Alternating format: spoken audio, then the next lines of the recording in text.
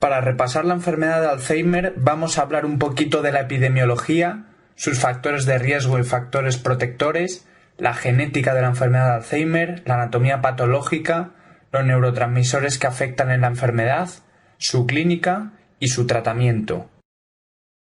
En la enfermedad de Alzheimer recuerda epidemiológicamente que es la causa más frecuente de demencia y que su prevalencia está en el 4% a los 70 años.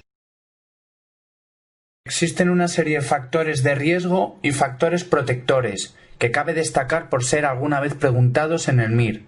Entre los factores de riesgo está la edad avanzada, que es el principal factor de riesgo en la enfermedad de Alzheimer, la ApoE1, el ser mujer, el traumatismo craneoencefálico previo y un nivel educativo bajo, aunque esto está en entredicho. Y entre los factores protectores está la terapia estrogénica, la ApoE2, el ser varón, los antiinflamatorios no esteroideos y el nivel educativo alto. Genéticamente, la enfermedad de Alzheimer cabe decir que la mayoría de los casos son esporádicos, aunque en un 25% se encuentra uno o más familiares afectos y se encuentra una herencia autosómica dominante hasta entre el 5 y el 10% de los casos. En esta herencia autosómica dominante el inicio suele ser más precoz y recuerda que las mutaciones se producen en los genes, en 3 genes principalmente: el gen de la proteína precursora amiloide en el cromosoma 21, el gen de la presenilina 1 en el cromosoma 14 y el gen de la presenilina 2 en el cromosoma 1.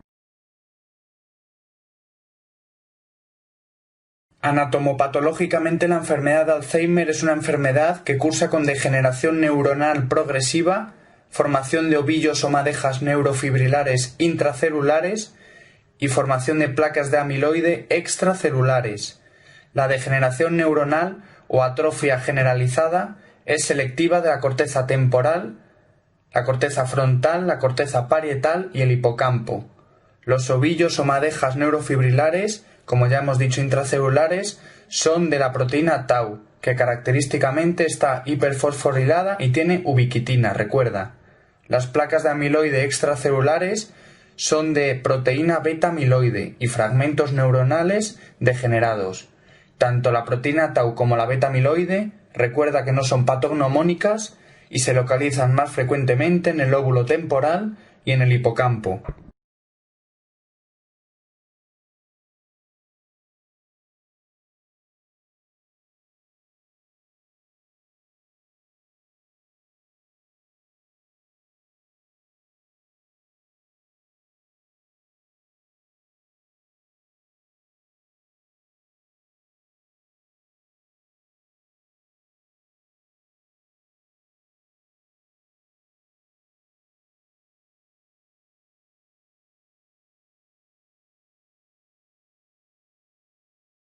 Con respecto a los neurotransmisores afectados en la enfermedad de Alzheimer, el más afectado va a ser la somatostatina, pero no da clínica.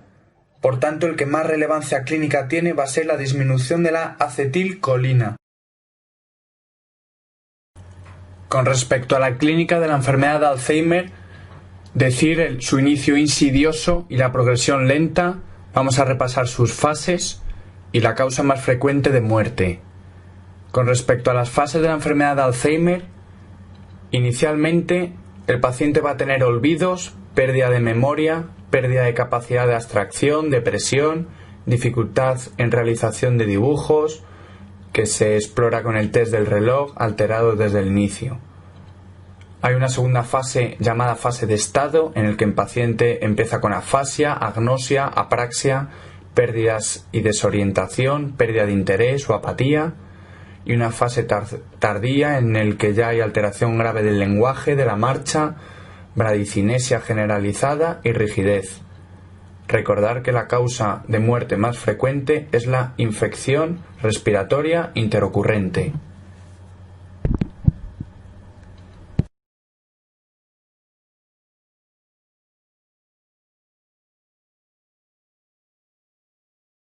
De la enfermedad de Pick, también llamada demencia frontotemporal, vamos a hablar un poco de la epidemiología, su clínica y su anatomía patológica característica.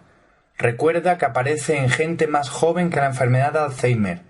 Clínicamente hay una afectación prefrontal, con alteración por tanto del comportamiento social, recuerda, desinhibición, hipersexualidad. También aparecen alteraciones del lenguaje, apatía y abulia. Y no aparece la agnosia ni la apraxia, que es más frecuente de los lóbulos parietales, a diferencia por tanto de la enfermedad de Alzheimer. Anatomopatológicamente aparecen neuronas de Pick, que son neuronas tumefactas, pálidas y que no tiñen, y los cuerpos de Pick, que son inclusiones intracitoplasmáticas. No hay, por tanto, ovillos neurofibrilares ni placas de amiloide, diferenciándolo de la enfermedad de Alzheimer.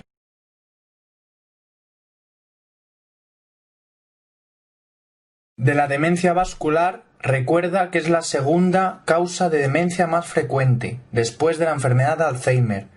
Pueden ser tanto corticales como subcorticales. Clínicamente, la aparición es brusca, con signos de focalidad neurológica y un curso clínico fluctuante.